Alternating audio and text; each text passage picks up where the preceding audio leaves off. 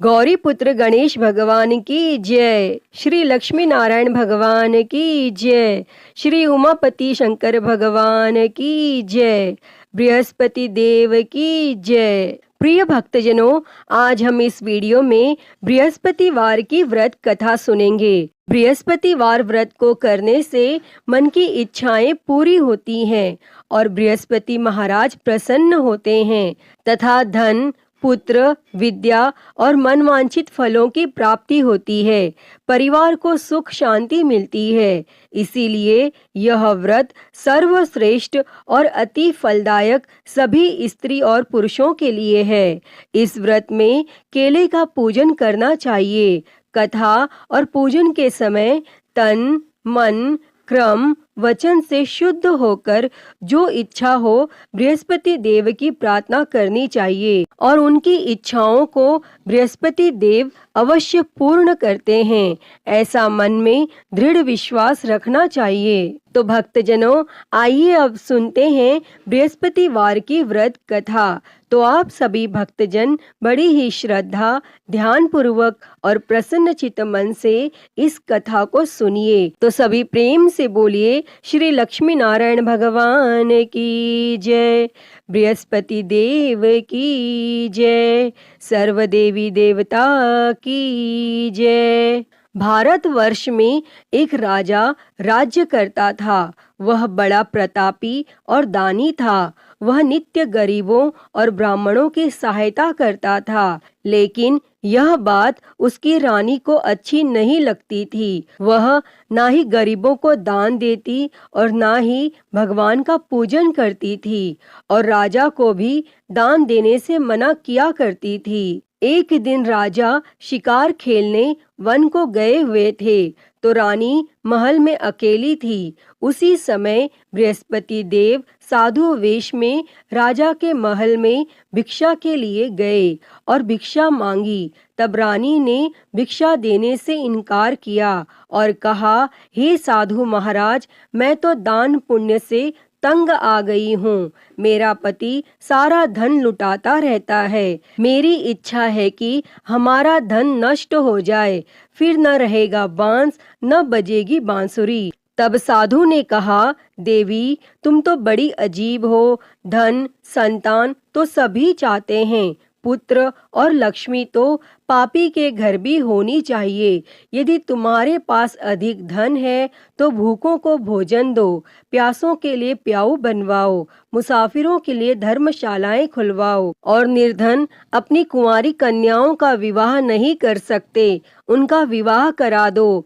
ऐसे कई और काम हैं जिनको करने से तुम्हारा यश लोक परलोक में फैलेगा। परंतु रानी पर उपदेश का कोई प्रभाव न पड़ा। वह बोली, महाराज, आप मुझे कुछ न समझाएं। मैं ऐसा धन नहीं चाहती जो हर जगह बांटती फिरूं।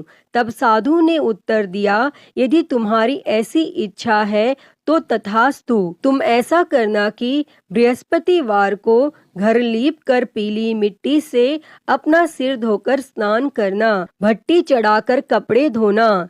ऐसा करने से आपका सारा धन नष्ट हो जाएगा। और इतना कहकर वह साधु महाराज वहां से आलोप हो गए। तब साधु के अनुसार कही बातों को पूरा करते हुए रानी को केवल 3 बृहस्पतिवार ही बीते थे कि उसकी समस्त धन संपत्ति नष्ट हो गई और भोजन के लिए राजा का परिवार तरसने लगा। तब एक दिन राजा ने रानी से बोला कि हे रानी, तुम यहीं रहो, मैं दूसरे देश को जाता हूँ, क्योंकि यहाँ पर सभी लोग मुझे जानते हैं, इसीलिए मैं कोई छोटा कार्य नहीं कर सकता।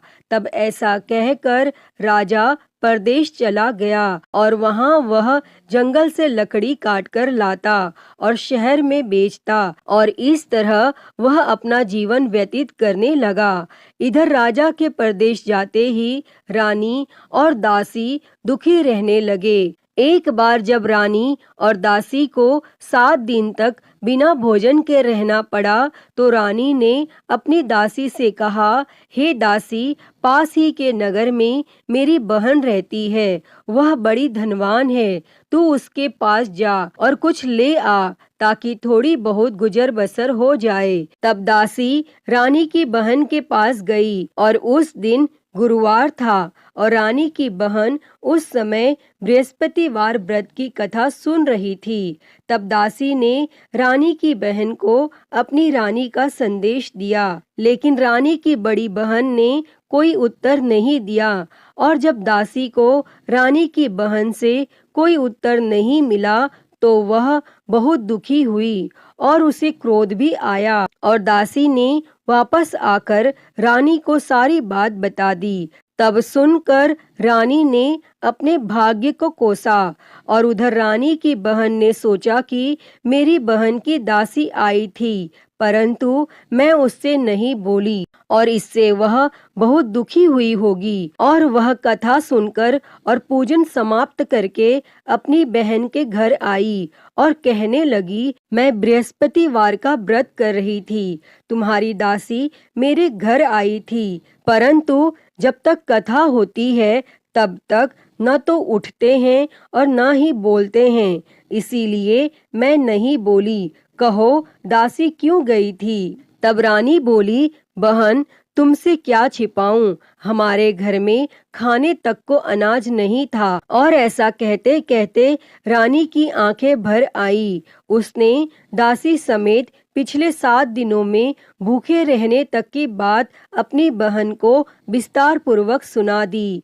तब रानी की बहन बोली, देखो बहन, भगवान बृहस्पति देव सबकी मनोकामना को पूर्ण करते हैं। देखो शायद तुम्हारे घर में अनाज रखा हो। पहले तो रानी को विश्वास नहीं हुआ, पर बहन के आग्रह करने पर उसने अपनी दासी को अंदर भेजा तो उसे सचमुच अनाज से भरा एक घड़ा मिल गया और यह देखकर दासी को बड़ी हैरानी हुई। तब दासी रानी से कहने लगी, हे रानी, जब हमको भोजन नहीं मिलता तो हम व्रत ही तो करते हैं, इसीलिए क्यों न इनसे व्रत और कथा की विधि पूछ ली जाए ताकि हम भी व्रत कर सकें। और तब रानी ने अपनी बहन से बृहस्पतिवार व्रत के बारे में पूछा। तब उसकी बहन ने बताया, बृहस्पतिवार के व्रत में चने की दाल और मुनक्का से विष्णु भगवान का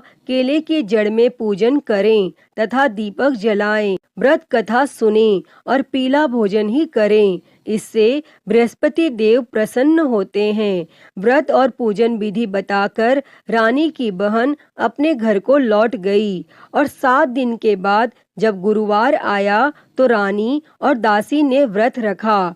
गुड़साल में जाकर चना और गुड़ लेकर आई, फिर उससे केले की जड़ तथा विष्णु भगवान का पूजन किया। और अब पीला भोजन कहाँ से आए, इस बात को लेकर दोनों बहुत दुखी थी। चूंकि उन्होंने व्रत रखा था, इसीलिए बृहस्पति देव उनसे प्रसन्न थे। इसीलिए वे एक साधारण व्यक्ति का रूप धारण कर 2 थालों में सुंदर पीला भोजन दासी को दे गए। और तब भोजन पाकर दासी प्रसन्न हुई और फिर रानी के साथ मिलकर भोजन ग्रहण किया और उसके बाद वे सभी गुरुवार को व्रत और पूजन करने लगी। बृहस्पति भगवान की कृपा से उनके पास फिर से धन संपत्ति आ गई, परंतु रानी फिर से पहले की तरह आलस्य करने लगी। तब दासी बोली, देखो रानी, तुम पहले भी इस प्रकार आलस्य करती थी, तुम्हें धन रखने में कष्ट होता था और इस कारण सब धन नष्ट हो गया। और अब जब भगवान बृहस्पति की कृपा से धन मिला है तो तुम्हें फिर से आलस्य होता है।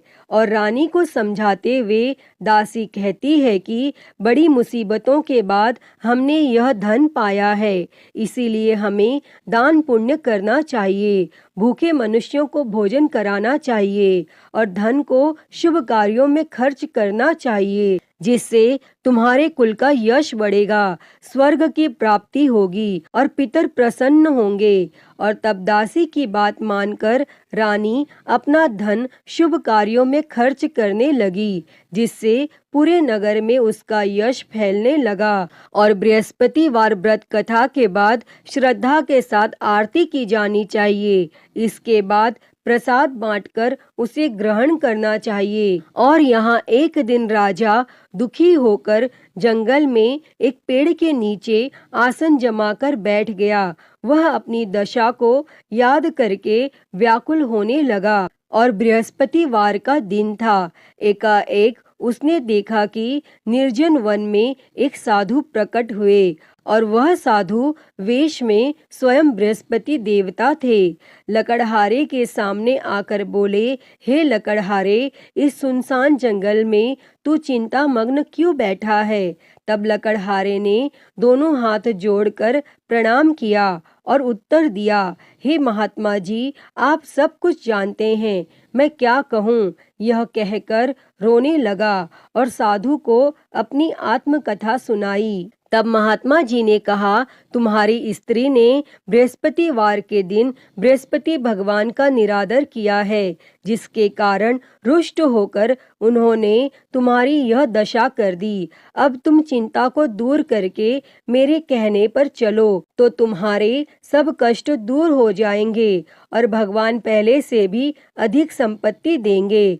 तुम बृहस्पति के दिन कथा किया करो। 2 पैसे के चने मुनक्का लाकर उसका प्रसाद बनाओ और शुद्ध जल से लोटे में शक्कर मिलाकर अमृत तैयार करो। कथा के पश्चात अपने सारे परिवार और सुनने वाले प्रेमियों में अमृत व प्रसाद बांटकर आप भी ग्रहण करो। ऐसा करने से भगवान तुम्हारी सब मनोकामनाएं पूरी करेंगे। तब साधु के ऐसे वचन सुनकर लकड़हारा बोला, हे प्रभु, मुझे लकड़ी बेचकर इतना पैसा नहीं मिलता जिससे भोजन के उपरांत कुछ बचा सकूं।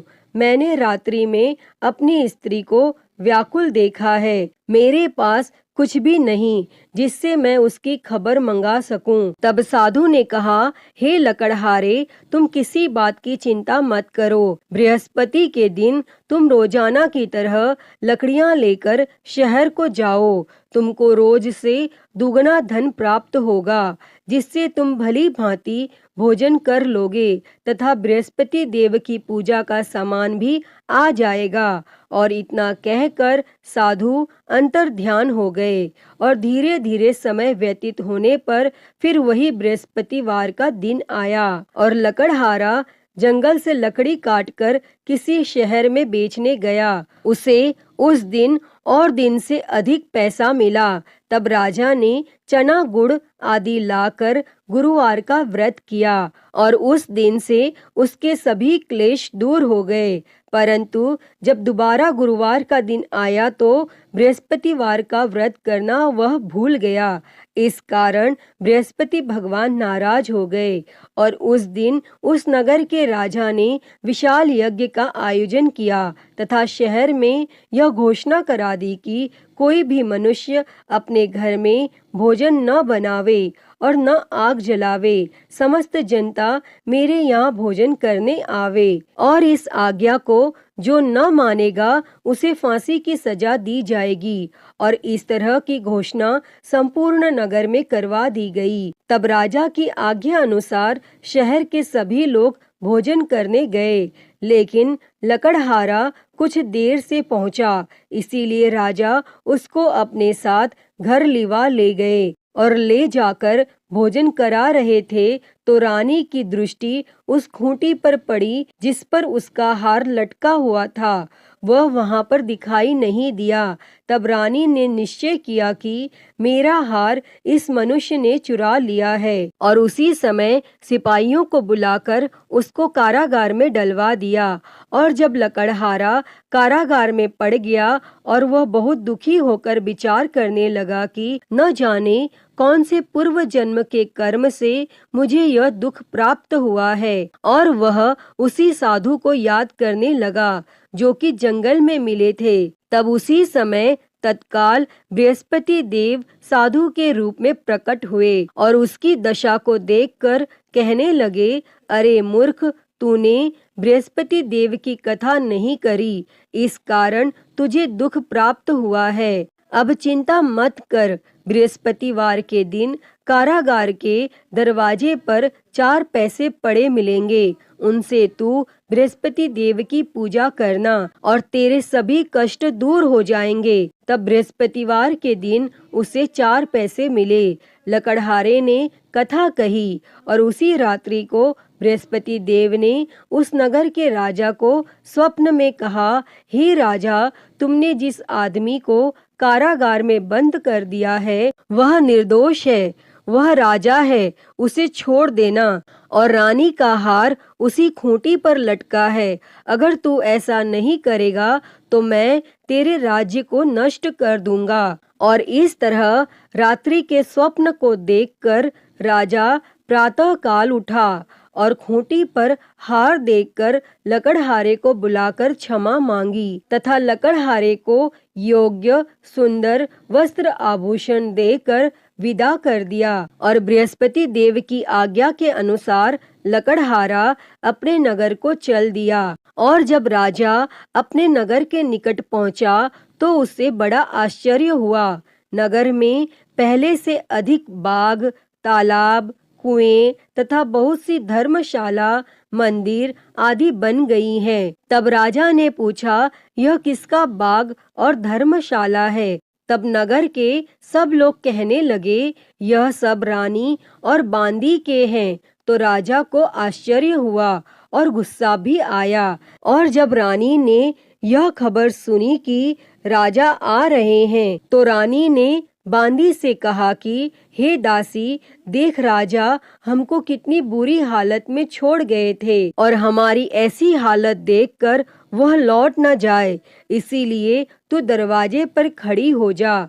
तब आज्ञा अनुसार दासी दरवाजे पर खड़ी हो गई और राजा आए तो उन्हें अपने साथ लिवा लाई। तब राजा ने क्रोध करके अपनी रानी से पूछा कि यह धन तुम्हें कैसे प्राप्त हुआ है? तब रानी ने कहा, हमें यह सब धन बृहस्पति देव के इस व्रत के प्रभाव से प्राप्त हुआ है। और फिर राजा ने निश्चय किया कि 7 रोज बाद तो सभी बृहस्पति देव का पूजन करते हैं, परंतु मैं प्रतिदिन दिन में 3 बार कहानी तथा रोज व्रत किया करूँगा। और अब हर समय राजा के दुपट्टे में चने की दाल बंधी रहती तथा दिन में 3 बार कहानी कहता। और एक रोज राजा ने विचार किया कि चलो अपनी बहन के यहाँ हो आवे। इस तरह निश्चय कर राजा घोड़े पर सवार हो अपनी बहन के यहाँ को चलने गया। मार्ग में उसने देखा कि कुछ आदमी एक मुर्दे को लिए जा रहे हैं। उन्हें रोककर राजा ने कहा, अरे भाइयों, मेरी बृहस्पति देव की कथा सुन लो। और वे बोले, लो, हमारा तो आदमी मर गया है, इसको अपनी कथा की पड़ी है। परंतु कुछ आदमी बोले, अच्छा कहो, हम तुम्हारी कथा भी सुनेंगे। तब राजा ने दाल निकाली और जब कथा आधी हुई थी कि मुर्दा हिलने लग गया। और जब कथा समाप्त हो गई तो राम राम करके मनुष्य उठकर खड़ा हो गया। और आगे मार्ग में उसे एक किसान खेत में हल चलाता मिला। तब राजा ने उसे देखकर उससे बोले, अरे भैया, तुम मेरी बृहस्पतिवार की कथा सुन लो। तब किसान बोला, जब तक मैं तेरी कथा सुनूंगा तब तक 4 हरिया जोत लूंगा। जा अपनी कथा किसी और को सुना। इस तरह राजा आगे चलने लगा और राजा के हटते ही बैल पछाड़ खाकर गिर गया तथा किसान के पेट में बड़ी जोर का दर्द होने लगा। और उस समय उसकी माँ रोटी लेकर आई। उसने जब यह देखा तो अपने पुत्र से सब हाल पूछा। तब बेटे ने सभी हाल कह दिया। तो बुढ़िया दौड़ी दौड़ी उस घुड़सवार के पास गई और उससे बोली कि मैं तेरी कथा सुनूंगी, तू अपनी कथा मेरे खेत पर चलकर ही कहना। तब राजा ने बुढ़िया के खेत पर जाकर कथा कही और जिसके सुनते ही वह बैल उठ खड़ा हुआ तथा किसान के पेट का दर्द भी बंद हो गया। और राजा अपनी बहन के घर पहुंचा और बहन ने भाई की खूब मेहमानी की। दूसरे रोज प्रातः काल राजा जगा तो वह देखने लगा कि सब लोग भोजन कर रहे हैं। तब राजा ने अपनी बहन से कहा, ऐसा कोई मनुष्य है जिसने भोजन नहीं किया हो, मेरी बृहस्पतिवार की कथा सुन ले। तब बहन बोली, हे भैया, यह देश ऐसा ही है कि पहले यहाँ लोग भोजन करते हैं, बाद में अन्य काम करते हैं। अगर कोई पड़ोस में हो तो देख आऊं। और वह ऐसा कहकर देखने चली गई, परंतु उसे कोई ऐसा व्यक्ति नहीं मिला जिसने भोजन न किया हो। अतः वह एक कुम्हार के घर गई जिसका लड़का बीमार था। उसे मालूम हुआ कि उनके यहाँ 3 रोज से किसी ने भोजन नहीं किया है। तब रानी ने अपने भाई की कथा सुनने के लिए कुम्हार से कहा और वह तैयार हो गया। तब राजा ने जाकर बृहस्पतिवार की कथा कही, जिसको सुनकर उसका लड़का ठीक हो गया और अब तो राजा की प्रशंसा होने लगी। फिर एक रोज राजा ने अपनी बहन से कहा कि हे बहन, हम अपने घर को जाएंगे, तुम भी तैयार हो जाओ। राजा की बहन ने अपनी सास से कहा। सास ने कहा, हाँ चली जा, परंतु अपने लड़कों को मत ले जाना, क्योंकि तेरे भाई की कोई औलाद नहीं है। और बहन ने अपने भैया से कहा, हे भैया, मैं तो चलूंगी, पर कोई बालक नहीं जाएगा। तब राजा बोला, जब कोई बालक नहीं चलेगा तब तुम भी क्या करोगी? और बड़े दुखी मन से राजा अपने नगर को लौट आया। और राजा ने अपनी रानी से कहा, हम निर्वंशी है, हमारा मुंह देखने का धर्म नहीं है। और फिर कुछ भोजन आदि भी नहीं किया। तब रानी बोली, हे प्रभु, बृहस्पति देव ने हमें सब कुछ दिया है, वह हमें औलाद अवश्य देंगे। और उसी रात को बृहस्पति देव ने राजा से स्वप्न में कहा, हे राजा, उठ, सभी सोच त्याग दे, तेरी रानी गर्भ से है। तब राजा को यह बात सुनकर बड़ी खुशी हुई और 9वें महीने में उसके गर्भ से एक सुंदर पुत्र पैदा हुआ। तब राजा बोला, हे रानी, स्त्री बिना भोजन के रह सकती है, पर बिना कहे नहीं रह सकती। जब मेरी बहन आवे तुम उससे कुछ कहना मत। तब रानी ने यह सुनकर हाँ कर दिया। और जब राजा की बहन ने यह शुभ समाचार सुना तो वह बहुत खुश हुई और बधाई लेकर अपने भाई के यहाँ आई। तभी रानी ने कहा, घोड़ा चढ़कर तो नहीं आई, गधा चढ़ी आई। तब राजा की बहन बोली, भाभी, मैं इस प्रकार न कहती तो तुम्हें औलाद कैसे मिलती। प्रिय भक्तजनों, बृहस्पति देव ऐसे ही हैं, जैसी जिसके मन में कामनाएं हैं सभी को पूर्ण करते हैं।